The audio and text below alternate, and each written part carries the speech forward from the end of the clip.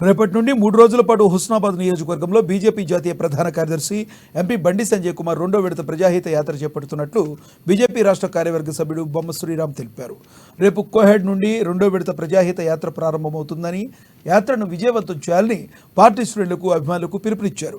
అదేవిధంగా కేంద్ర ప్రభుత్వ నిధులను కాంగ్రెస్ పార్టీ కార్యకర్తలకు అప్పగించకుండా ఆ నిధులను పారదర్శకంగా వినియోగించాలని స్థానిక మంత్రి పొన్నం ప్రభాకర్కు విజ్ఞప్తి చేశారు. ఎండాకాలం ప్రారంభం కాకముందే ఇప్పటికే గిరిజన తాండాలు, మారుమూల గ్రామాల్లో మొదలైన త్రాగునీటి ఎద్దడిని తొలగించడానికి కృషి చేయాలని ఆయన కోరారు. ఆ నిధులలో కూడా నిన్నగాక మొన్న కూడా మాకు 2-3 గ్రామాలలో ఇక్కడ పందిళ్ళ దగ్గర నుంచి అక్కడి నుంచి కూడా వచ్చింది. ఏ విధంగానైతే కేంద్ర ప్రభుత్వ నిధులను మరి కాంగ్రెస్ పార్టీకి సంబంధించిన కార్యకర్తలకే అప్పజెప్తున్నారు.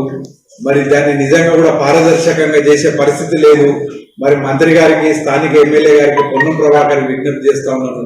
మీరు ఈ సెంట్రల్ గవర్నమెంట్ తోని వచ్చిన ఫండ్స్ మీరు ఎంపీ ద్వారా వచ్చినాయి కూడా మీరు మీ కార్యకర్తలకు లేక